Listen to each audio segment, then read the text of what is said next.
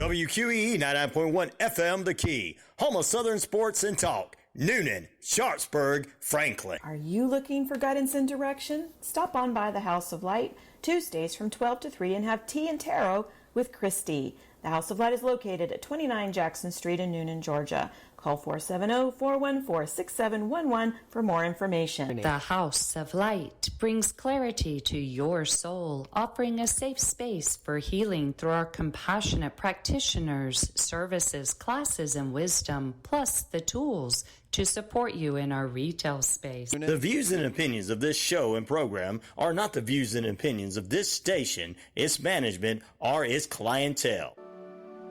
It's now time for the House of Light presents The Wisdom Cafe, each and every week at this time on 99.1 FM WQEE. Here's this week's special. Hello and welcome to this week's Wisdom Cafe. I'm Dr. Rick Chambers, and the Blue Plate special today is our special guest, Marissa Prang, who joins us from House of Light, and that's where we met. And so could you tell us a little about yourself? I see that you work with energy psychology. Yes, Rick, I do. Thanks for having me on. So energy psychology, I got into that when I was trying to research different modalities that kind of I was driven to. And so I found a doctor named Dr. Bradley Nelson, chiropractor, really successful chiropractor, ended up closing his chiropractic office to go full force into teaching people how to do energy healing through what he was trained, which was muscle testing, kinesiology, and connecting to the subconscious. So that's how I pretty much got involved into the energy psychology field, and it's been an amazing journey so far. Well, cool. For our listeners that don't know, my background is like counseling psychology, and so I think it'll be an interesting conversation with this idea. Maybe in the 90s, I started hearing people talk about energy and energy this and energy that, and kind of been talking about energy in this different way as if it were perceivable. And I was not trained in that way, had never heard of that until the 90s. Now, a lot of this has deep roots and kind of goes back, a lot goes back to around the 60s, but a lot of it goes back all the way to traditional Chinese medicine. So it has a long history, but it's new to many people in this culture, or relatively new. What about this idea of energy being perceivable by people in a systematic way? So it's interesting that you asked that, because a lot of people, I try to explain to them, it's like if you're sitting in a room and you're facing the other direction, but somebody quietly walks in and you don't hear them, but you know somebody's there, you're energetically sensing there's a presence behind you. That's an energy. That's a feeling of an energy source. So it's also pretty much like a feeling and understanding what your body's telling you, and your body's trying to explain when you're feeling certain things. The energy in your body's trying to share something, and you're either going to accept it or deny it. But if you're going to be talking to somebody back and forth, you can pretty much either project off a certain energy to them, whether they're on the same page as them, or you might have a different feeling than they have. That's an energy connection you're having without having to verbalize it. Yes, and so I like using like common everyday words or things that everybody can relate to, everybody's experienced in a certain way. And maybe before I heard of it as energy, people would talk about there's a vibe in the room, or so people naturally talk about this and they kind of experience it, but perhaps not in any like systematic way or way that they can use this sense they can use it in a way. Well, so, what's interesting is that that what I do is been around, like you said, for centuries, and kinesiologists, you can get a kinesiology degree. Now, there's different areas of kinesiology you can work in, but there's many doctors who use it. So it's not foreign by any means. It's just who is aware of it and has used it or has been approached by a doctor or by a counselor of some sort. But it's constantly being used, and it's not as difficult as people. I mean, I can make it sound as difficult as you want me to make it sound. Or it's mysterious, or yeah, it doesn't, like things like breathing air doesn't need to be as difficult as we want to make it be, even though we understand how we breathe air and how excellent. Yeah, so everybody breathes, but then there are people that like really get into breath and systematically, and then like it does things for people. Like, yeah, I guess like breath work. Like there's all different, like I'm not familiar with the breath work, but I know it can, I guess, take off years from your, like it actually add years to your life. And especially in the realm of health and wellness, or health and especially people's experience and things. And I have this little phrase that I use for, like, if you're looking to the future, you want something cutting edge, old school. So it's very, very old school in some ways, but it's also cutting edge, because in the middle was this view of the body as a machine. Take consciousness out of it, and you're looking for like mechanisms like in a machine, and that's where the modern medicine and kind of certain form of medicine, and it's very good for like emergencies and surgery and germ theory. It's very good for many things, has been, but it struggles with chronic conditions, many of the health challenges that people face today. yeah, I think that I think we're getting closer, hopefully, to collaborate more from the Western and Eastern perspective. Excellent. Because doctors are realizing like they're there to make a difference, to take that oath and to help people, but when they're not seeing those results, there's only so much you can do as a doctor to feel like confident in your skill and feel good about yourself if you're not seeing the results you're looking for. Like, I think a lot of them are realizing collaborating is not taking clients away from you. Like, there's plenty to go around. It's just going to make it better, honestly, I think, for everybody. Yes.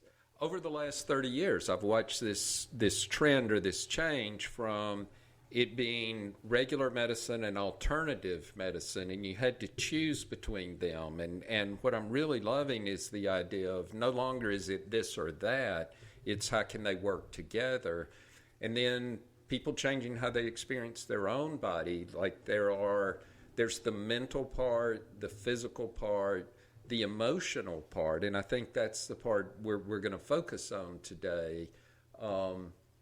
And then the energy part. And so you're kind of at the intersection of emotions and energy, I would guess.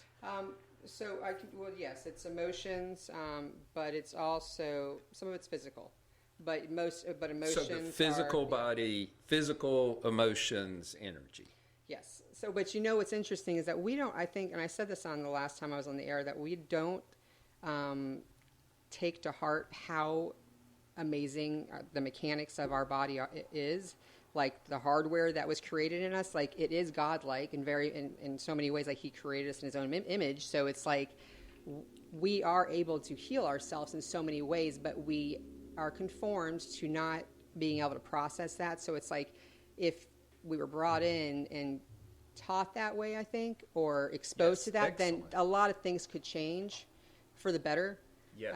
And it's something like, I have no idea how to consciously digest food. My body does it for me. Exactly. Or how to heal a wound. Like your body just does that, and consciousness is not directly involved. Yeah, no, it's not. It is pretty miraculous, but it's funny how a lot of things people are geared to the conformity part, but again, like this has all been out in the world, energy work, before we even existed. It existed. So it's like it's just a matter of like what it is that Dr. Bradley... It was kind of the first medicine. It was the healing that people discovered first. Spiritual even, like spiritual energy kinds of medicine. And it's interesting because I always say, like, you know, if it doesn't, it may not work for everybody. It may not be something they resonate with. But there's millions of people out there who do these things, and just like there's millions of doctors out there. So you just need to give it a chance. Now, it's trying to get the insurance companies to be on board, because they don't, of course, the less money they have to spend, the better it is for them. So it's like trying to connect with them as well to help people who feel like they have to have the insurance to protect them, to be able to only seek counsel through that. And there have been more and more things in this field that the insurance companies, but they are generally the last on board with these kind of things.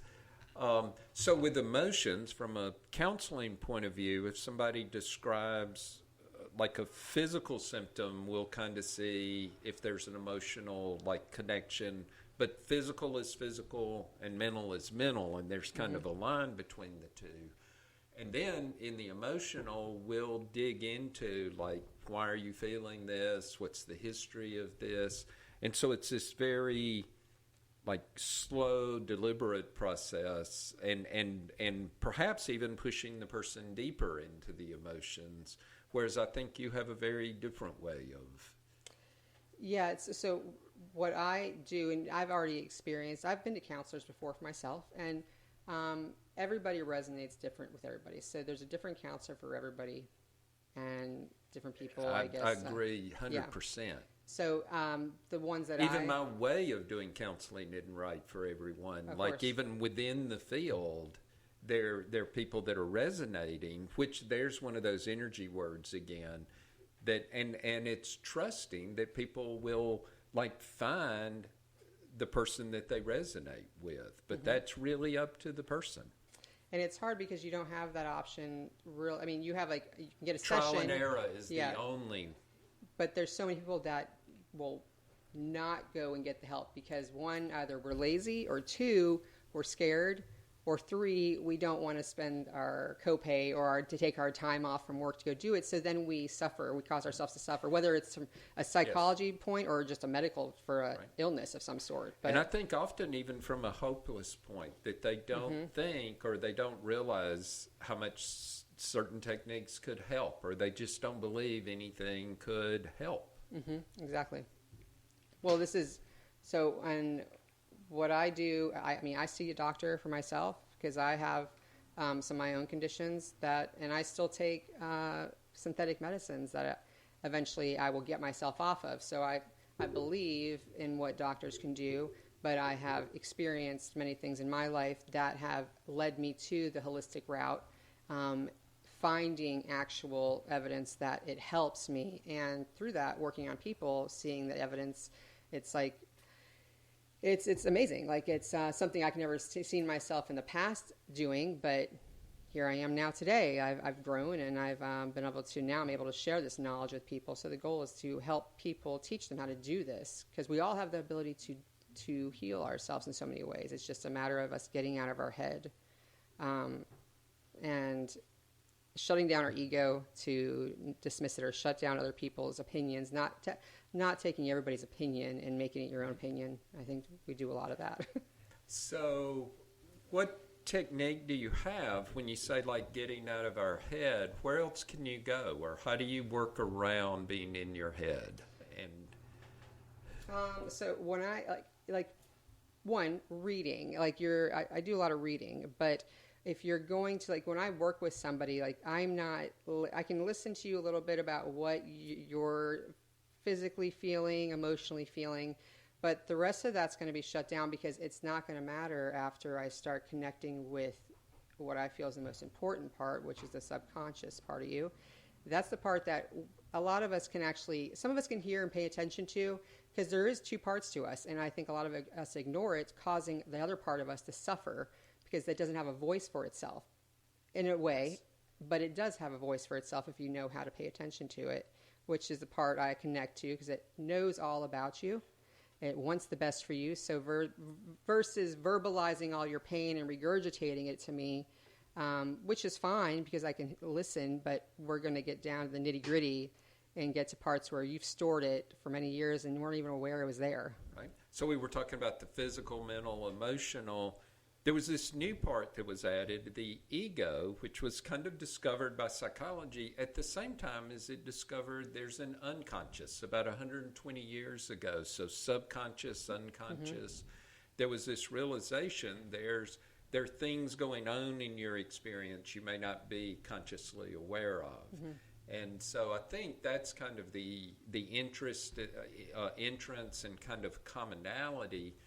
So psychology originally used dreams to get into the unconscious or to gain access to the unconscious.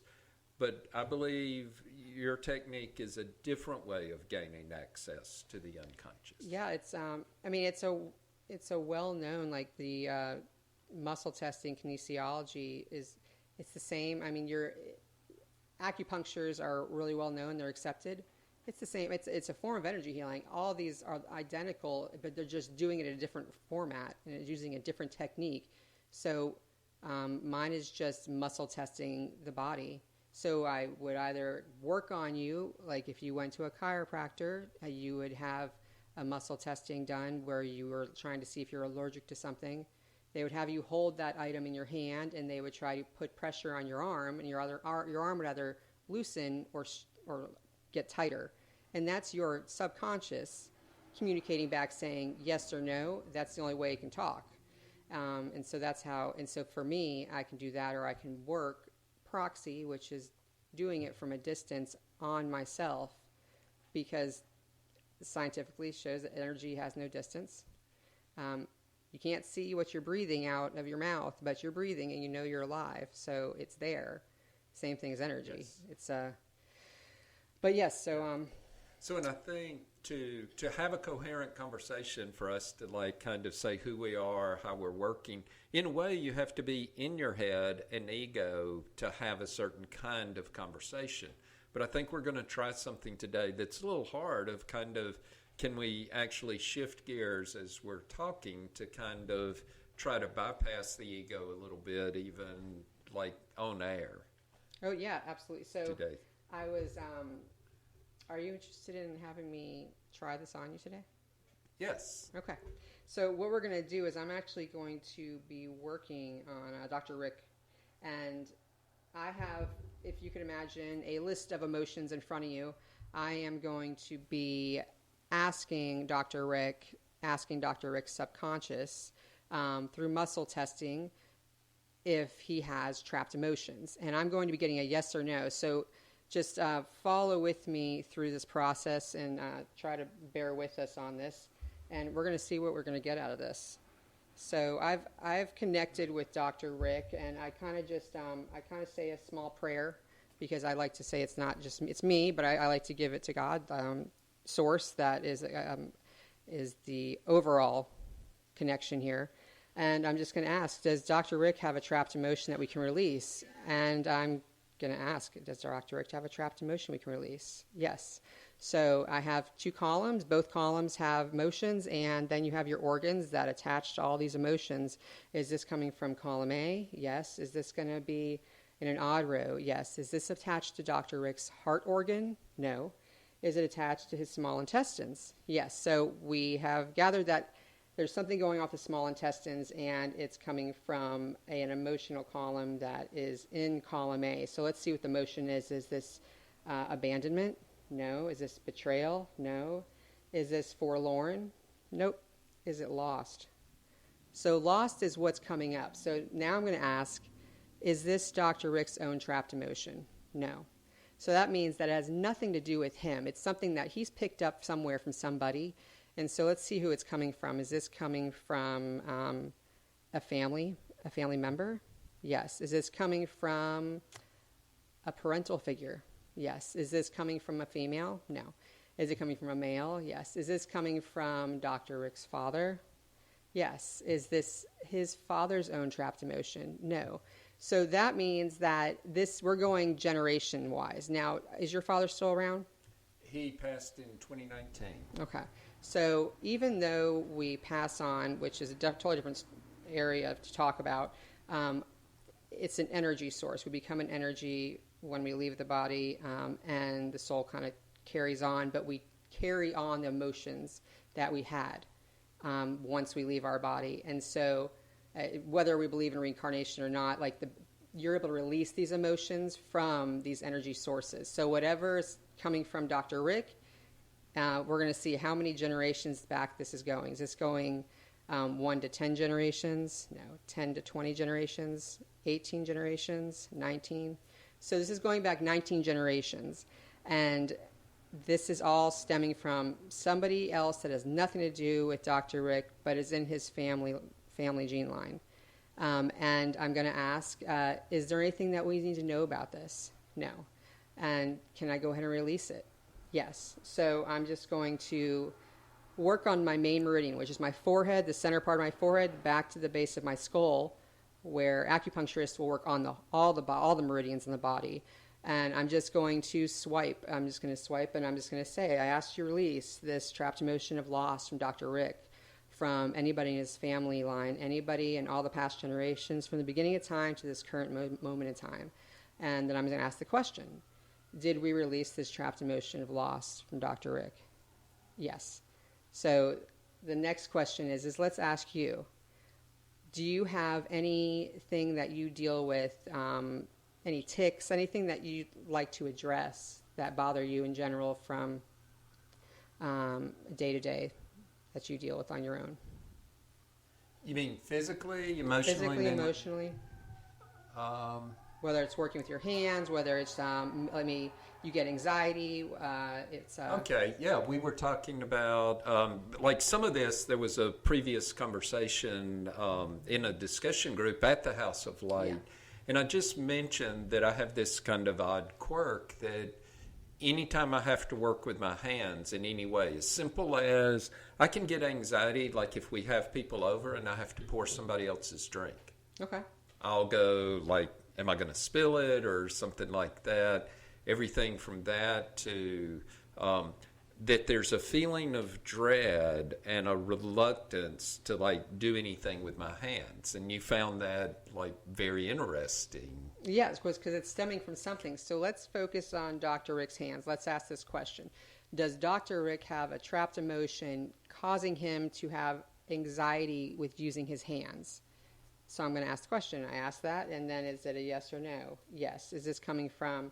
Now, actually, I'm going to let you look at this. So you're going to hold that and tell me what the emotions are. Is this coming from column A? Yes. Is this an odd row? No. Is this an even row? So is this row 2? So it's in row 2. So tell me the 2 organs that are attached in row 2. The spleen and stomach. Okay. Is this his spleen organ? Is this his stomach? It's the stomach. So, and is this in column A? Yes. So is this emotion 1, emotion 2, emotion 3? Now, what's emotion 3? Disgust. Okay. So, like the way I said that. Is disgust the trapped emotion that he's dealing with? Yes. Okay. And is this his own trapped emotion? No. Is this inherited? Yes. So where did he get this emotion of disgust? Is this coming from a family member? Is this coming from a female? Is this coming from his mother? Okay. So I'm getting this. Is this your mother's own trap? What was your mother's name? Rachel. Rachel. Is this Rachel's own trapped emotion? No. Is this inherited? And so how far back is this going? Is this going 1 to 5 generations, 5 to 10, 10 to 15, 14? 14. So it's going back 14 generations. And the question is, when did Dr. Rick pick up this emotion? How old was he? Was this in the very beginning of childhood? No. Was this at conception? Okay, so you were born into this. I don't remember not having it. So yes, so it's something you picked up. Now it had nothing to do with you. But I've only become aware of it as a pattern very recently. So there you go. But again, it doesn't belong. It's not yours. Now, if you because you were in psychology, if you thought back to your childhood, like in you having that feeling of not liking to use your hands a lot, that's obviously when you became more, I guess, knowledgeable about it. That's when you'd be aware of that timeline. In hindsight, I'm able to see it as a pattern. Yes. Yep. But it was just this kind of feeling that, and what happens with that is you blame all kinds of other things on it. It's just this or it's just that. So it's when you can't figure out what it is or why Because you you have give it. a reasonable connection to it. So let's say, so I've already figured out it's a generational thing. So do we have any more questions? No. Can I just go ahead and release it? Yes. So again, I'm just going to swipe from the very beginning of my forehead to the back of my neck, and I'm going to ask. I ask you to release this trapped emotion from Dr. Rick, from his mother, from all past generations, from the beginning of time to this current moment in time.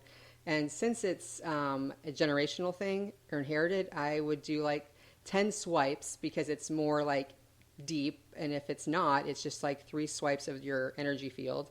And then as silly as it looks, because I'm just swiping my forehead like I'm brushing my hair back, it's working. So let's ask the question. Do we release this trapped emotion from Dr. Rick? Yes. Does Dr. Rick have more trapped emotions about concerning not liking to use his hands? Yes. But so that's, in a nutshell, that's pretty much what we're doing. Now, you and I could continue working on you later on, but it's just so you can physically and visually see what I'm doing. That's Right. And I loved that in a way because I was able to relax while you were doing that. It's kind of nice to not have the ego struggling to solve a problem. Prior to this, all I had was I'm trying to figure this out. Well, your subconscious is going to figure it out. So once I'm done working on you, if you give me that opportunity to finish it through, you will have a lighter feeling to yourself. And some people don't feel anything when they leave, but you're going to feel something. And so I say, give it 3 days because your body's going to have a roller coaster of emotions because it's like detoxing. It's going in somewhere. It's got to come out somewhere. And you might be happy, sad, mad.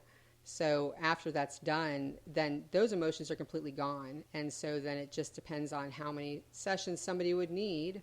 And I don't ask the person, I ask the subconscious. And then we work on a case-by-case pretty much. Right.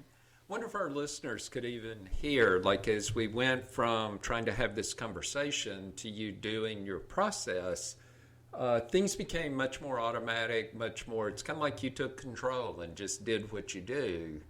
Yeah, it's and there's almost like a trance-like, or you're concentrating very hard, I think, or there's something about it. Now the question that people always have is, can you answer this question or that question? I said, so I'm pretend like you're on Google. You got to be very precise when you're asking questions to Google. I am not a mind reader. I'm not psychic. I can't see what's in your mind, but I can muscle test and I get images in the forefront of my mind. So if you have questions to ask, you ask them and we can ask the mind, but it has to pertain to you.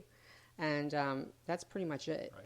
And it's so the similar thing to me is I call it my little voice. When I'm counseling with someone, there'll just be this feeling like ask this, say this, do this. Yeah, you're listening to yourself. You're listening to the right. It's like the good and the bad. You're able to listen to the back of your subconscious and hear it. So this has been fascinating, and I would love to continue this conversation, and hope you'll join us again for Wisdom Cafe, sponsored by the House of Light. Yes, Thanks we appreciate for House of Light. Thank you.